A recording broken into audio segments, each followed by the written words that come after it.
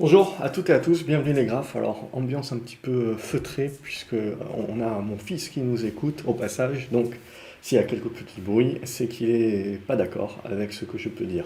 Je tenais quand même à vous faire la vidéo justement, peut-être que ça va le bercer justement, enfin mes vidéos serviront à quelque chose. Euh, Ce qu'on va parler, donc, comme d'habitude, donc les lundis, on reprend un petit peu l'analyse Bitcoin et les différentes cryptos. Évidemment, on va parler prorata, c'est ce qui est en train de se passer.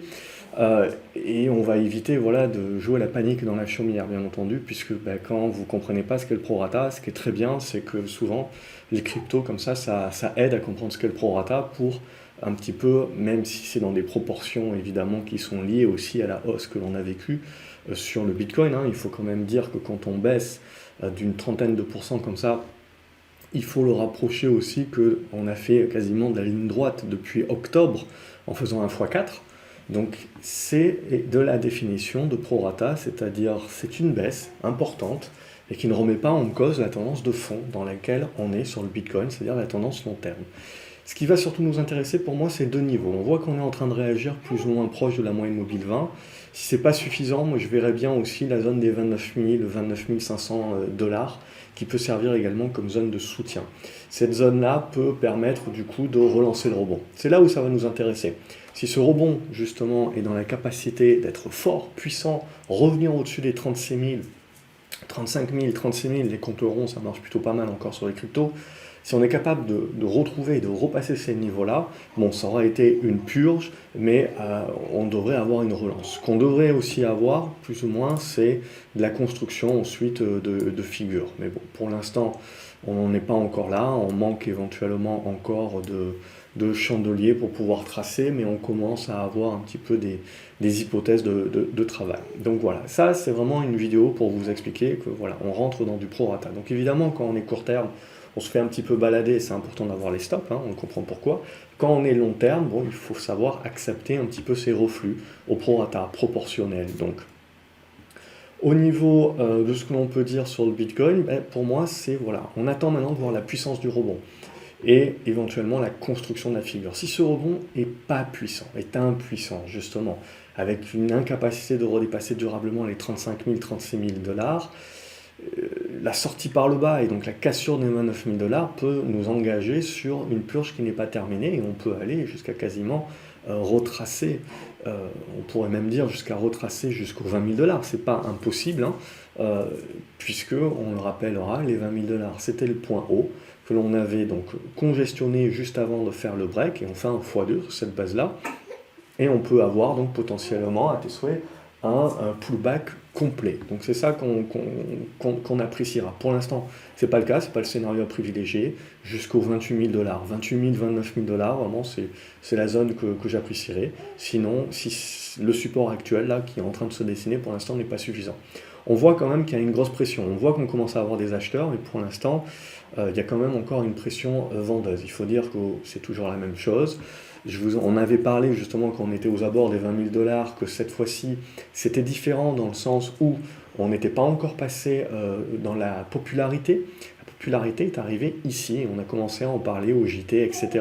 Donc on a attendu quasiment une bonne partie du mouvement, d'avoir fait déjà x2, x3 avant que ça commence à devenir mainstream justement et que ça rentre dans les médias, que tout le monde vous ponde un article, que tout le monde vous mette à parler du Bitcoin, que tout le monde se dise avec des objectifs à 50 000, 500 000, etc. C'est toujours la même chose. C'est quand tout le monde commence à s'y intéresser que l'essentiel de la hausse s'est déjà produite. Ce qui ne veut pas dire qu'à long terme c'est mort. Il va falloir, comme je l'ai expliqué, construire dorénavant, voir un petit peu les prochains chandeliers. Ce sont ceux-là qui vont être très importants pour la suite. Au niveau du Bitcoin euro, c'est exactement la même chose. Alors on peut du coup petit à petit commencer à tracer nos choses. Et on a à peu près la même chose. Hein. Bitcoin euro, donc on voit qu'on a une première zone sur les 25 000 qui a l'air de bien tenir. Si c'est pas suffisant, on a les 24 000 à 23 000 euros qui peuvent servir éventuellement. Là aussi, on peut descendre jusqu'aux 20 000 euros éventuellement, qui est un autre niveau de support. Sur le Bitcoin dollar également, voilà, les 25 000. Les comptes ronds, je pense que ça va assez bien fonctionner sur les cryptos, hein. Et ce qu'on s'était dit les précédentes semaines, justement, c'est que là, voilà, on a attaqué le mainstream, mais on a quand même, ça fait quand même plusieurs mois, que les flux entrants, c'est pas du public, hein.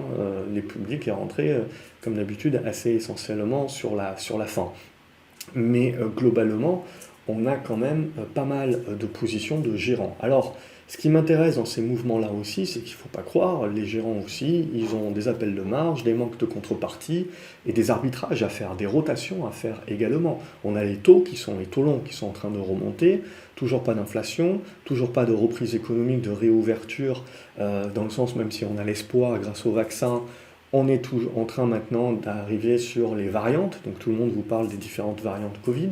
Bon, c'est comme quelque part la grippe, hein, chaque année on a des variantes. Mais l'idée, c'est que, voilà, avant d'entrevoir justement ce qui peut se passer ces prochains mois, et d'avoir toujours cet espoir, on sent que le marché peut aussi jouer à se faire peur sur un certain nombre d'éléments. Et le Bitcoin peut servir, hein, de fusible d'ajustement, hein, comme l'or et l'argent, hein, si vous vous souvenez bien.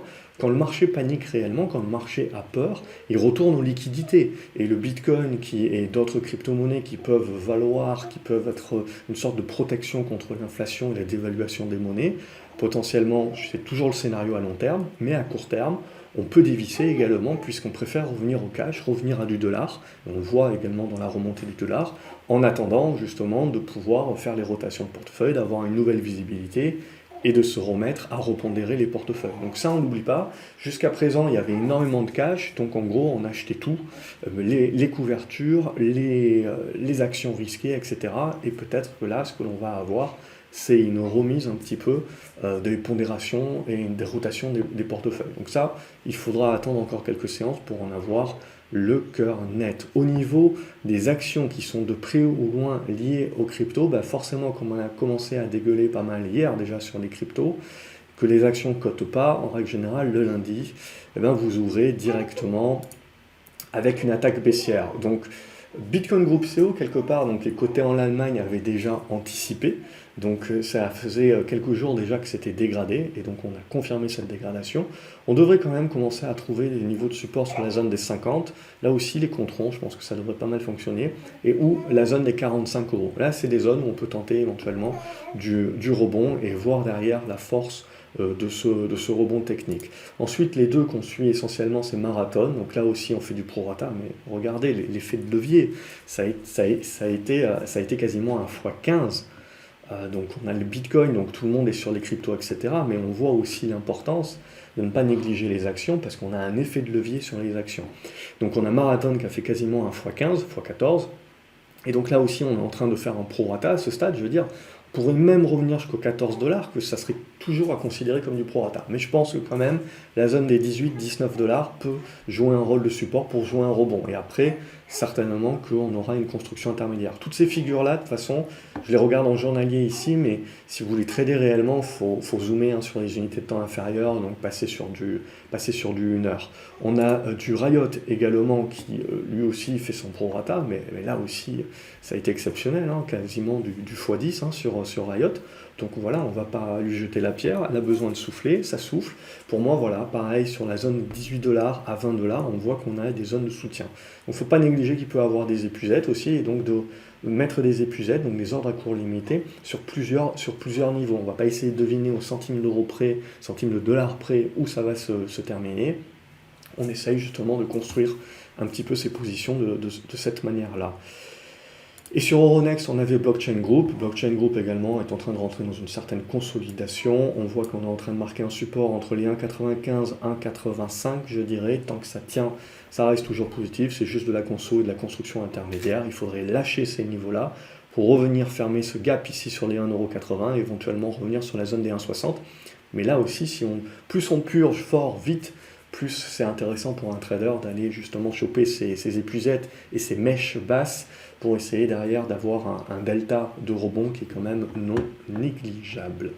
On va regarder sur les actions, bon je laisse passer les autres, c'est globalement la même chose. On va regarder quelques autres cryptos et du coup là on a quelque part Autant le Bitcoin en fait du prorata, etc., autant sur certaines cryptos qui étaient déjà en mode un petit peu en retard, on en avait parlé ces dernières semaines, qui éventuellement lançaient des rattrapages, le BAT c'était le cas, là tout de suite on a cassé. À partir du moment où vous cassez une oblique et on la réintègre, c'est terminé, on sort de la position, et là du coup on est en mode dégradation, on attendra. Tant qu'on ne repassera pas le niveau des 25 centimes de dollar, on ne se réintéressera pas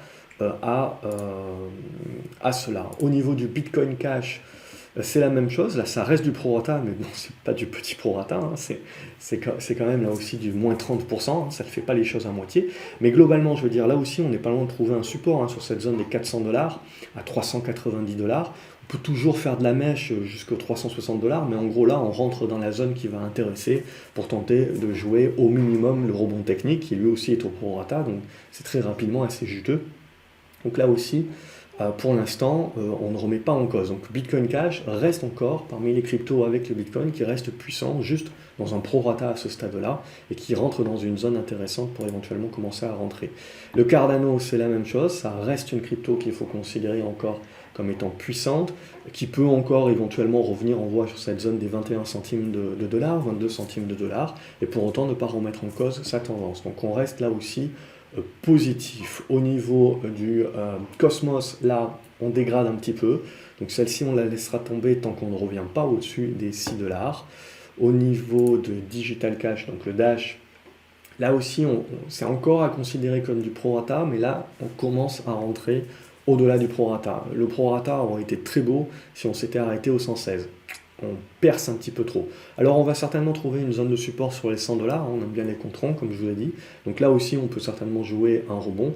Le gros du boulot, ça sera de repasser au-dessus de ces 120 dollars pour faire comme si de rien n'était et toujours parler de dire que bon, on a eu une correction pro rata. Si on enfonce par contre en dessous des 100 dollars, ça commence à devenir un petit peu plus que du prorata, ça commence à devenir moyen-moins. EOS, même chose, on était bien parti, on avait un bon retournement, on est venu chercher la résistance horizontale et à partir de là, patatras, on recasse les anciennes résistances devenues support qui redeviennent résistance, et donc là, scénario caduc, pareil, EOS repasse dans les cryptos faibles. Au niveau d'Ethereum, ça reste une crypto forte, encore une fois. Là aussi, comme les autres cryptos fortes, elle est en train d'arriver sur des niveaux de soutien qui peuvent servir de rebond. C'est quand même, c'est pas des petites corrections là, c'est un prorata, mais c'est pas un petit prorata. Hein. Évidemment, dans ma définition de prorata, c'est quand même des choses en règle générale qui sont un peu plus légères, mais il faut bien prendre en considération la hausse exponentielle que l'on a justement.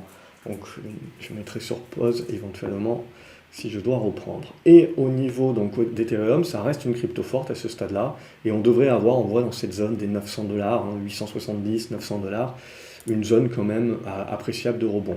Ethereum, c'est comme EOS, malheureusement pour parler, on ne peut plus parler de prorata, puisqu'on est repassé en dessous des anciens niveaux de résistance devenus support, qui sont recassés. Donc il y a quand même de quoi faire du rebond technique, très certainement, mais voilà, sur cette zone des 6,20$, 6,30$, je pense qu'on y est. Mais derrière, il faudra redépasser les 7 dollars. Mais on a quand même attaqué. Grayscale, j'ai oublié de le faire, mais bon, il suit le Bitcoin, évidemment. Donc lui aussi, il est en train d'entamer sa correction au prorata. Lui aussi, éventuellement, alors il ne suit pas à 100% hein, le Bitcoin, mais éventuellement, d'un point de vue purement graphique, on peut se dire qu'il y a peut-être encore de la marge jusqu'aux 32 dollars. Horizon, Horizon, elle est en train de faire son bout de chemin. Donc on voit, elle avait breaké ici et c'est la seule. Alors on va voir le reste, mais c'est la seule qui performe actuellement. Donc ça, c'est plutôt un bon signe. Donc avec un bon break. Et donc on voit que si on suit les graphiques, voilà, on arrive quand même. Il y en a une qui sort du lot. Donc là, clairement, au-dessus de la zone des 16 dollars dorénavant. C'est bien aussi, hein, c'est bien positif. IOTA, c'est toujours pour l'instant du reflux au prorata, puisque l'on voit qu'on est en train de revenir sur les anciennes résistances qui deviennent support, donc ça se tente, éventuellement en rebond. Le Litecoin également, on va la garder encore à ce stade, à un stade de prorata, même si on a enfoncé un petit peu plus que ce que j'aurais aimé.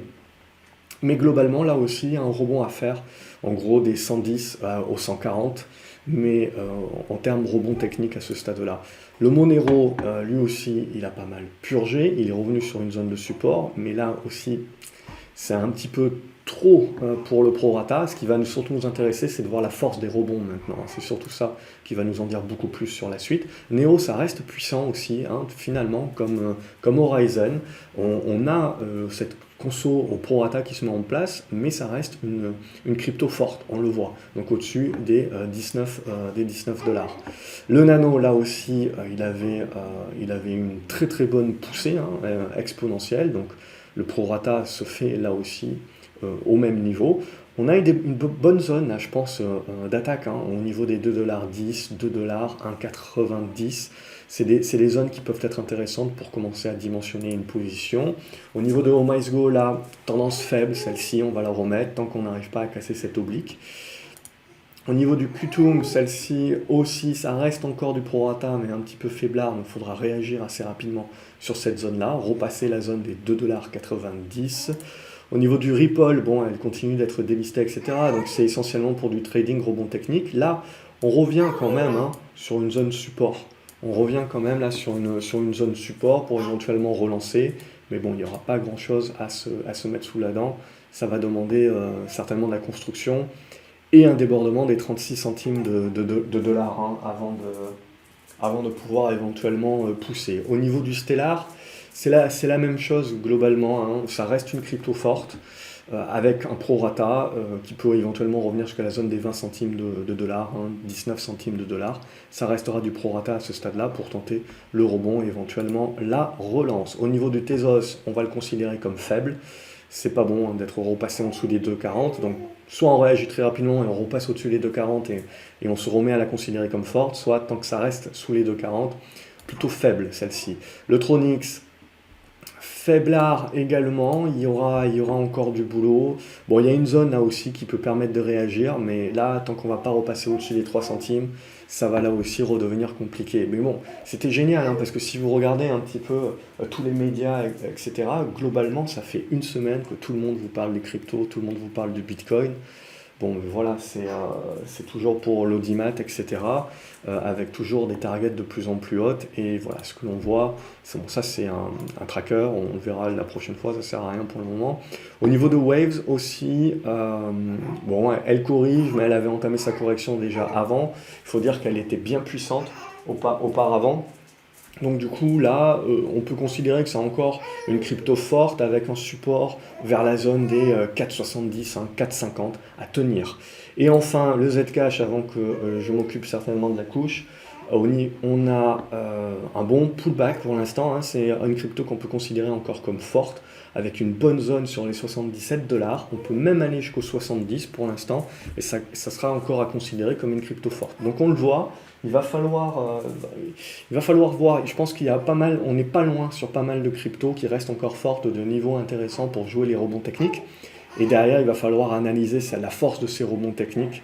Et en fonction de cette force-là, on pourra savoir voilà, si c'est juste un prorata qui ne remet pas en cause la tendance, ou s'il y a plus quand même derrière et qu'on a des dégagements, comme je vous ai dit, d'un point de vue aussi gestion, pour ce qui est appel de marge et pour ce qui est récupérer du cash pour faire de la rotation par ailleurs, hein. Il y a pas que...